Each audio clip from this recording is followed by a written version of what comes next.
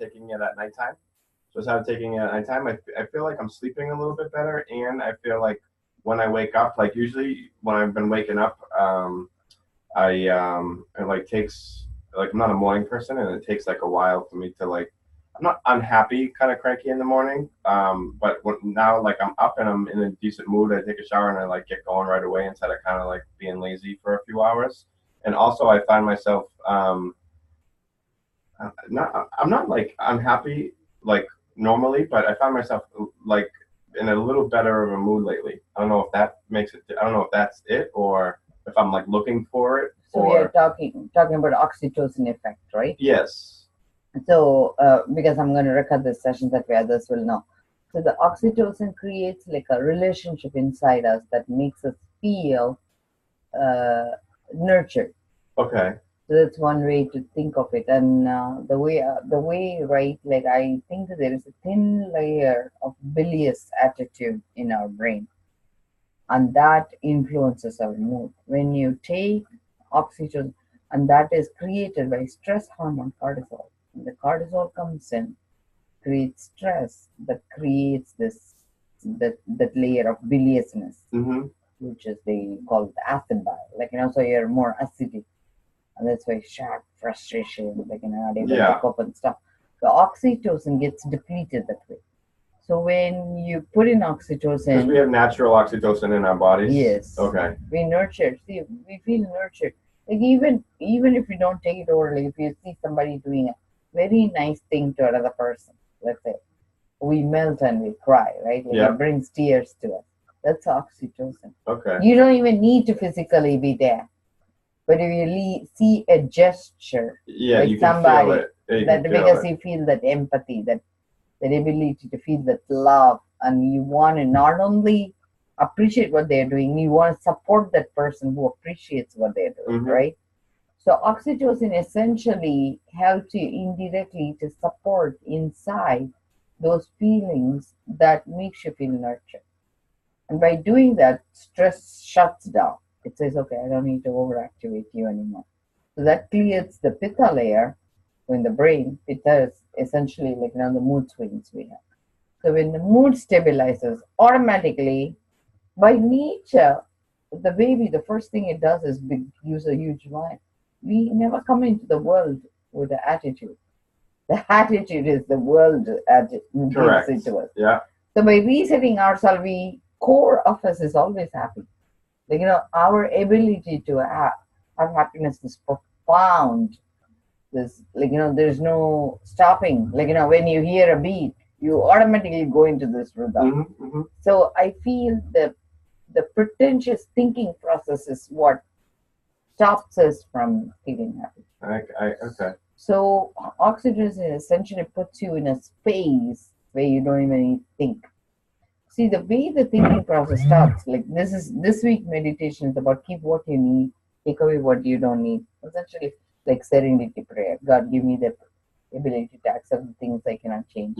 Power to change the things I can. Wisdom to know the difference. That's exactly the space we are holding. Week 30 for meditation. But the attitude again, like my teacher's teacher, I call him grand teacher. They say he's 85 years old. I forgot how he introduced him. 85 years old. He's so cute. He is like ancient wisdom. He spoke like this Kung Fu Panda, the old turtle. He talks like that. Yeah. He's like speaks slowly. Like I speak mile a minute, and he's like he's like listening to the turtle guy. It's so cute. And I was listening to him. So he says, mind is like he says all these states, like 4 states exist inside us. He says mind is the state where we create the thinking process. And my teacher comes back, like they make a very good rhythm. I feel like if they're dancing, like he will be another beat and this day is another beat. So my teacher says the minute you wake up, when the sun says its first hello, how you greet the sun is your attitude for the day. I never even thought of it that way. So nowadays I'm paying attention. When sun comes, I say, I better have a good attitude. Yeah. So I said, hello, son. I ignored you. I'm sorry. I'm sorry. So I'm going to have a good attitude. So the grand teacher says, mind is so like let's assume we decide to have the good attitude. The thinking that you create in that morning. Let's say like I woke up and I decided to think bad thought. So then it goes to next channel is memory channel. So it's like catalogs. It says, okay, I'm going to put you into the memory channel where I'm going to catalog and say, when I felt this way, I was doing this, and because of this, I was feeling bad. So you create memories based on your past catalog, right? Okay, because you haven't dealt with that. Mm-hmm. So then it goes to the third channel. He calls it. So the mind channel goes into Siddham. Siddham is where you do the memory channel. And then you go to the third catalog, which is Buddhi. Buddhi is a relationship guy. So he says, oh, you know what? That time you had a bad girlfriend. And that's why you were having this memory. And that's what created this mind. So the third catalog, right? It puts you in a different track. He says, oh my God, you're playing this blues song. So then you go to the fourth channel, which is called Ahamkaram. Ahamkaram it has two connotation in Sanskrit, they have very different connotation. There is a singular connotation, dual connotation, and plural connotation. Mm-hmm. So it's all vernacular. It's verbally transmitted. So when you write it in language, it all is condensed into one. But how in slang you interpret is based on your relationship. Yeah. So in the connotation is aham means self, karam is action, self-action. So self-action that's based on arrogance, he calls it will arrogance, is considered egoistic, divisive, and selfish. Self-action that based on wisdom and grace is actually courage to do the right thing, right? So divisive and selfish, if it is selfish motive and you're not accepting, then that gives you the power to act out the wrong way. I'm going to get high, no matter what, you know. But whereas if you catalog in the morning, I'm going to go back to wisdom and grace, so then you reset your mind. Go back here. It says, you know what? This whole thing I did in the past, I'm going to erase it and I'm going to reset my clock. So you greet sun again. Hey, you know what? I better have a good attitude. Mm-hmm. So then now you go to the next section, which is Siddham again, which is saying, I'm going to create a new memory that says, even though the thought comes in, that's my moral habit, I'm going to create a new pathway, new memory that says, that was past in the me, and I refuse to accept that thought. So you clip the thought and you say, I reject it. Like, you know, so you have the power to say, if you think I'm a loser, you say, I refuse to accept your judgment about me. Okay. Whoever is judging, whether it's you or others, it doesn't matter. Yeah. So you just don't even pay heed to it. Don't even give power. Then you go to the third catalog, which is Buddhi, which says, I'm going to create a good relationship today with myself, and I'm going to build on it. And then the fourth area, Ahankar, based on this, I'm going to take my oxytocin today again, and I'm going to build this relationship. So you're building new relationship. By doing this, all the internal process, when you reset, your soul is liberated. You're not stuck in that process. Otherwise, your soul is stuck until you relearn this lesson again and again and again. And how many days you have to do it? He says how many births. He says you have to live this life again and again. But like that movie, Before I Fall, she's given every day a new life, right? So I feel every day is a new life. The minute you fall asleep, you're dead anyway. Mm-hmm. You have no idea whether you're waking up or not. Mm-hmm. So when you wake up, it's a new life. So I like that. I didn't think about it like that. Yeah, because I feel like, why bring your past into today's morning future? Every day's a new day. Yeah, but then the morning I do have a tone, hey, how people treat me. Actually today morning, interesting thing happened. I had a fight with my husband on Friday morning. Okay, we always I do weird stuff. We have the most bizarre relationship, but it doesn't bother me. So Friday morning, my husband has this attitude, I cannot correct him. Okay, so we called a group seven tribe. I should have kept my mouth shut, but I haven't learned my lesson yet. But I feel I don't want to let a lie continue. I feel, hey, you meant 12 tribes. Because he corrects me. And I feel like, why pretend that you didn't hear? Yeah. And then little I continue. I said, they are called 12 tribes. So I said, you mean 12 tribes? He says, let's stop talking. Let's meditate. I'm done. Because the minute you correct, right? So I said, oh, he's my son. He gave me my attitude. That's fine. I decided to shut off my phone. I gave a 48 break because I was working this weekend and I never returned his calls. So I decided I will have a timeout with him, which is nice, It's really nice to not engage, So after 48 hours, last night only I went home because I was working the whole weekend. So today morning, again, we wake up morning, again he picks up like some weird argument with me. So then I asked him, Keith, can you give me a little space like this? Because I really want to build, but he is very logical in his thinking. So he wants me to give him a plan first. And I am creative. Mm-hmm. And I just want a space so I can create because I have no idea. I just want an empty palace. Yeah. So I said, think of me as though you're going to bury me. I said, it's literally 7x4.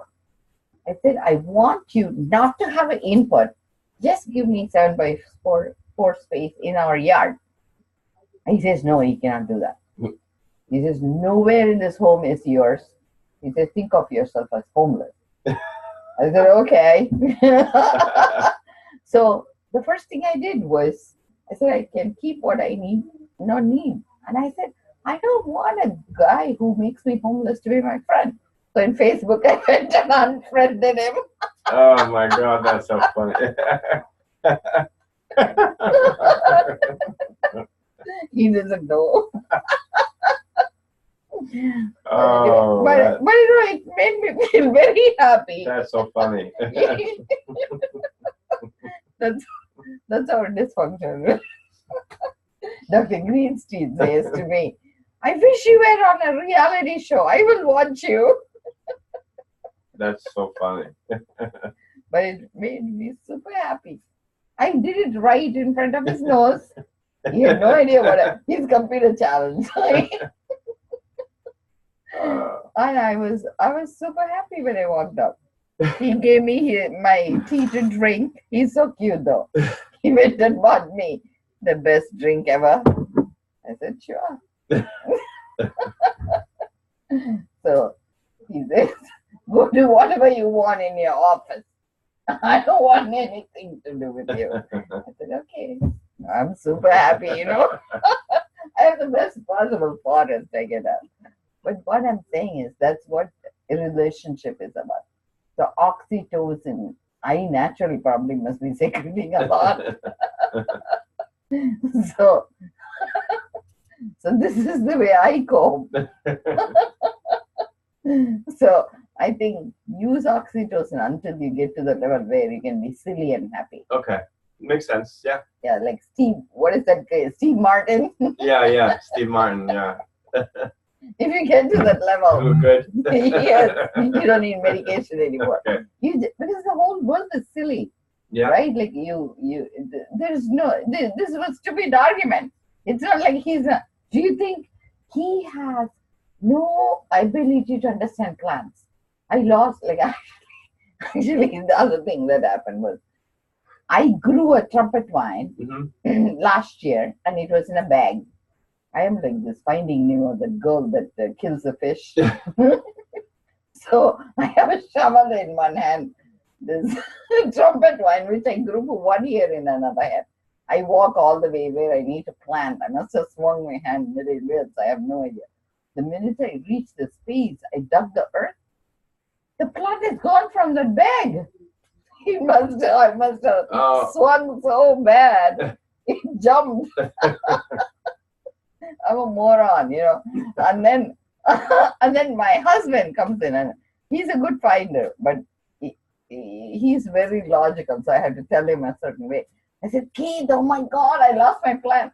He says, how would the leaf look? Show me. So I go and show him another plant. And this other plant will look like this, okay? It will look like this. So he comes and tells me, what is the difference between this and this? Why are you thinking it's different? This also has leaf on the side. This also has leaf on the side. Both climbs up. What's the Why is it different? So we tried to find it. He picked up every weed in the yard and asked, is this the one? Oh my God, that's so funny. So I said, okay, the one. I give up. Yeah. So I feel personally, just like I said, I can build right under him. He would have no clue. idea. So I said, I'm going to sabotage him. I'm going to do whatever it takes to do my way. And he won't know. But still, I'll unfriend him. Oh, That's so funny. So funny.